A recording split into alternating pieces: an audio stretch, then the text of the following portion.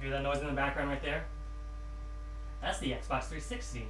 Microsoft, one of the only companies out of the three to not have a Smash Bros. Like equivalent. With Sony having PlayStation All-Stars, why not have Microsoft join in? Well, I'll tell you why. They don't got any.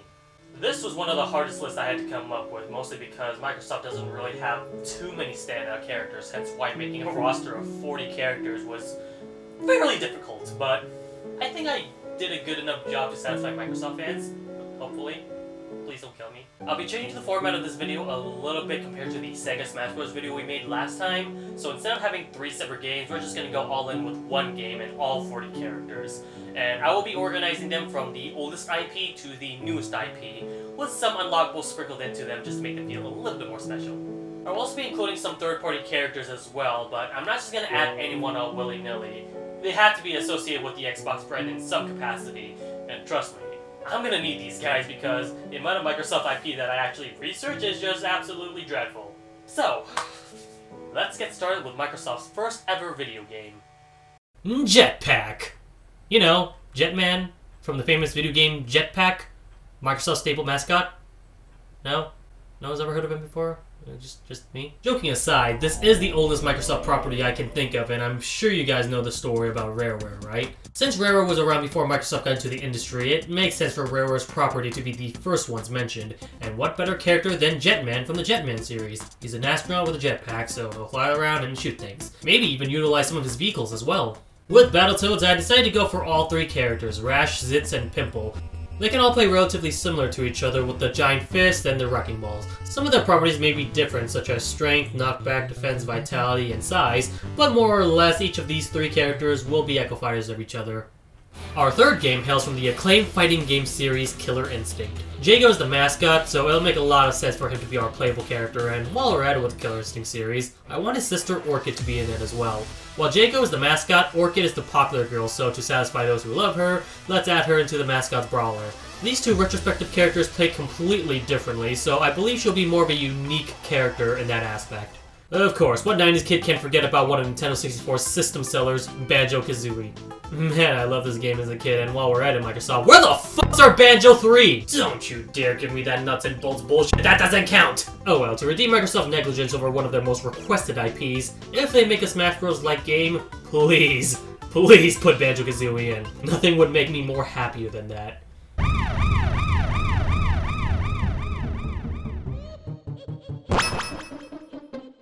And for more Banjo-Kazooie representation, let's add in the main villain herself, Gruntilda. She'll use magic spells, alchemy, her broom could be a recovery. Really, her character design speaks for itself. These next characters are from Jet Force Gemini, a game I only heard of after playing the Rare Replay collection. I'm gonna add both Juno and Vela into the game. These character designs look amazing, and their concept art just makes me want to imagine what an HD rehaul would look like. But I know what you're thinking. There's 3 playable characters in this game.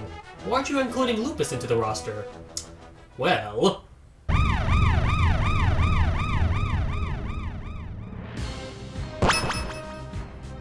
surprise, he is going to be playable, you just have to unlock him first. He looks the most unique being a dog character, so I imagine he'll get the special treatment. While Juno and Vela will be echo fighters of each other, Lupus will have his own original moveset with different attack animations and exclusive gadgets that only he can use.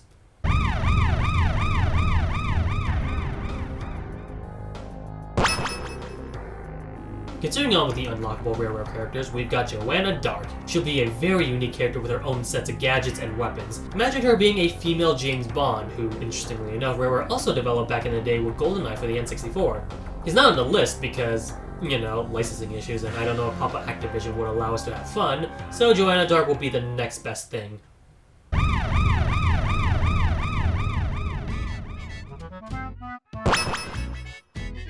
For our final pre-Xbox era character, we've got Conker from Conker's Bad Fur Day. Don't let his cartoony nature fool you, this guy is vulgar and disgusting. He's got guns, but he can also use his frying pan for smash attacks, or piss and fart.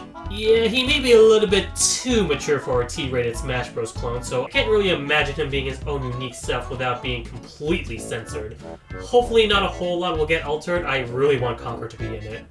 And so ends our pre-Xbox era video games. Now, of course, Rareware will be continuing to create video games for the Xbox, Xbox 360, and Xbox One brand of video games. But for the most part, the next couple of video game characters will be Microsoft-owned. or third-party characters. So, with that being said, let's finally introduce to the poster boy child of the Xbox brand. Master Chief. There's no way he's going to miss out on the battlefield. He's the unofficial mascot for the Xbox brand ever since the Xbox was first released, so of course he would be the main character and the first character to showcase for this Xbox Smash Bros. I would like for him to use the majority of his long-range attacks, but him using an energy sword would also work very well for either his smash attacks. An underrated gem for the original Xbox, Fuzion Frenzy, for those who didn't get the luxury of playing Mario Party, is the next best thing. Of all the characters, I'd say Dub has the best chance of getting in being the first selectable character. Dub can use a variety of different attacks from the minigames featured in the game.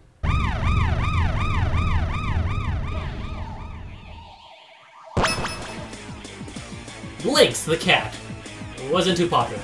He was supposed to be the mascot for the Xbox brand since Master Chief was a little too mature for the casual audience. Blinx wasn't too successful, but I honestly like the design of this character, both from an aesthetic perspective and with a superpower being the ability to control time. I'd say let's give Blinx another chance, however this time, let's not make him an annoying bobcat.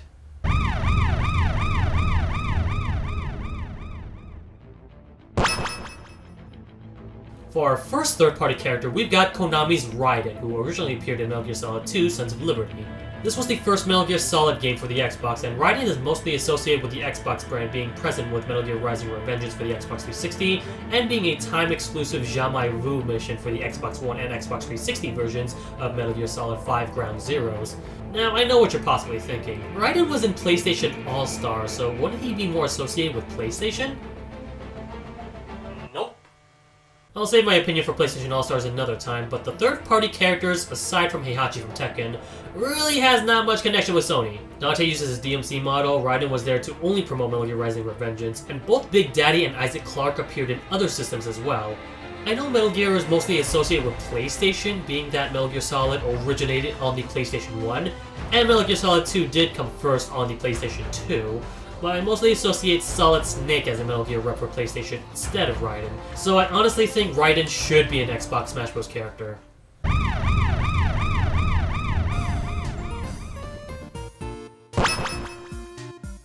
This is an obscure game that only released in Japan. I know I'm really stretching it with this character, but fuck it, I'm including Pass from Natural Ultimate Digital Experience, also known as Nude. Imagine my frustration of the lack of footage for this game, and instead I keep feeding videos of nude mods for Bethesda games. Never played this game, and I can't even play this game because the original Xbox is region locked. However, this game, from the small amount of research I did, is essentially a life simulator where you take care of your little android angel. Judging from the footage I've downloaded, she appears more as a maid using items like vacuum cleaners, feather dusters, and a camera where you could also take pictures with.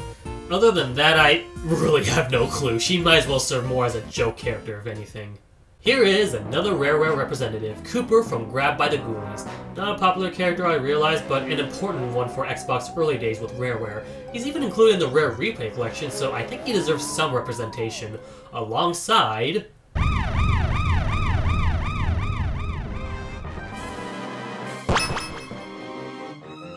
Baron Von Ghoul, the big baddie of Grabbed by the Ghoulies. To be fair, not too much distinction between him and Gruntilda from Banjo-Kazooie, but due to their different build, I want them to be separate characters.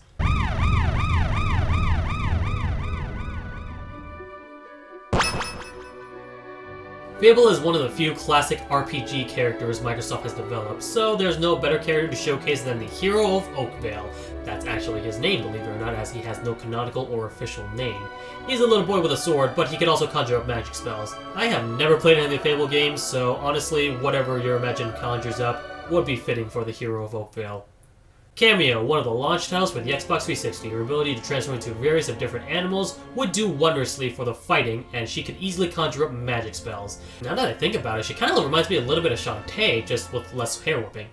Viva Pinata, another fun, family-friendly Xbox character. This game's essentially a garden simulator, so let's just have Viva Pinata attack enemies with shovels and plants. I also imagine him to literally break, and that can be used as extended combos. He'll, of course, be able to fix himself properly. Alternatively, and I'm not exactly sure how this would work, but he could also be similar to Misfortune from Skullgirls, being able to break apart and fight as two separate entities.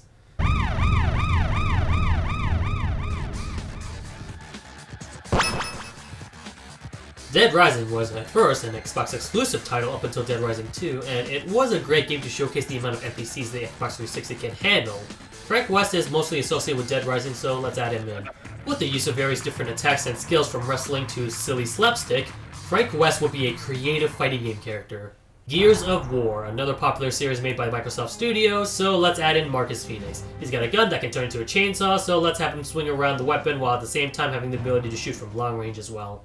I never really played this game before, and I can't really make a good judgment for the box art, but I do like this character design, so let's add in Shu from Blue Dragon. The game's a JRPG that unfortunately didn't sell too well, but I do like the idea of Microsoft trying to cater towards the Japanese audience, so we would bring in the much needed diversity by adding an anime character.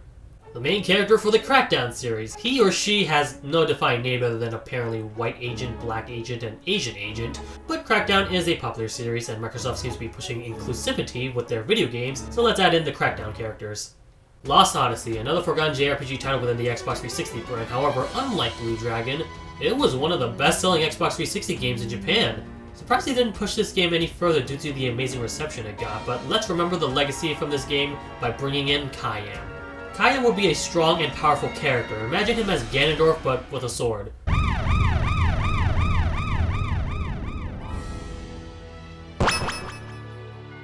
Another third-party character, Yuri from Tales of Vesperia, is the face of JRPGs on the Xbox brand.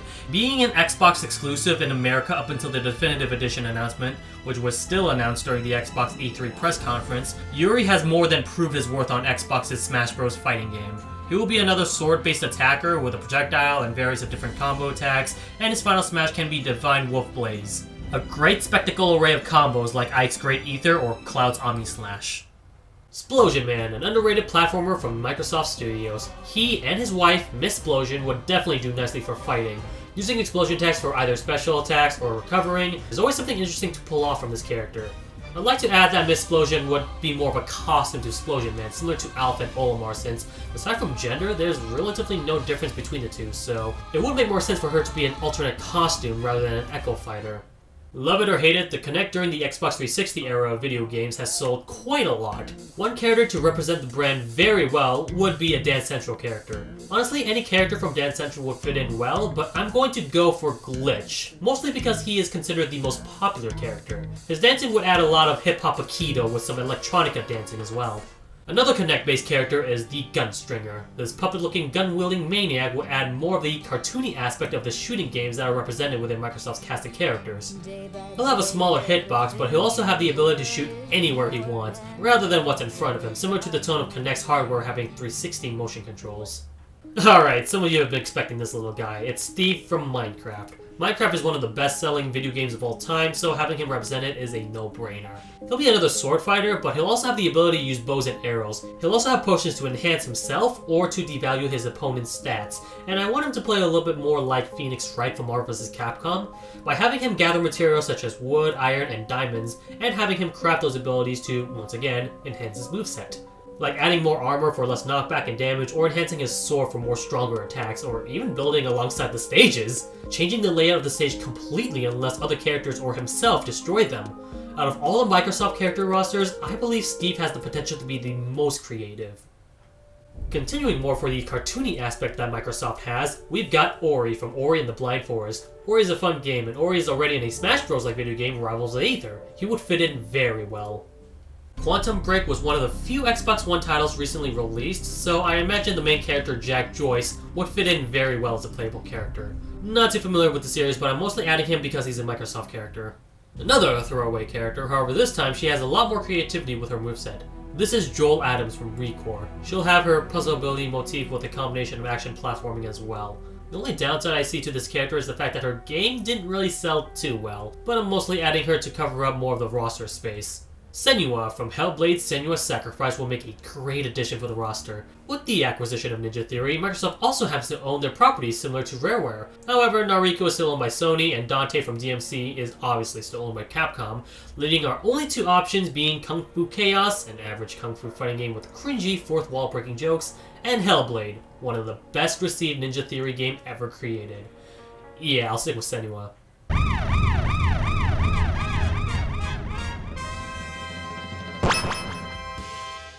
Cuphead, another distinguishable character and, believe it or not, isn't actually owned by Microsoft. While we're at it, I also want to add Mugman as an alternate costume to Cuphead as well. Once again, no distinguishable difference between the two, so they'll fit in perfectly. Running and gunning with their pea shooters, possibly using a variety of different shooting types to boost their range, damage, or recovery. For our second to last character and our last rare representative, we've got Pirates. Really? That's the name we were given? We got Hero and Agent, and now we got Pirate? Jeez, Microsoft is getting really lazy with the character names. Oh well, whatever. It's a pirate, so let it do pirate things and plunder booty. And last but not least, we've got Arthur Hastings from our most recent game owned by Microsoft, We Happy Few, which is also released on PS4 as well? Huh. Microsoft also owns this development team, yet it still publishes games for other systems. I don't know, maybe it's a contract thing? But anyways, I have no idea how he would play, like, at all. Maybe him taking Joy can somehow damage himself but also beef up his attacks, and him not taking Joy will make it harder for him to control due to his sight being too worrisome? I don't know, this list was pretty hard. And that is where we're gonna end today's video. Thank you guys so much for watching, and if there's any crossover characters you would like to see in the future, feel free to comment down below in the comment section.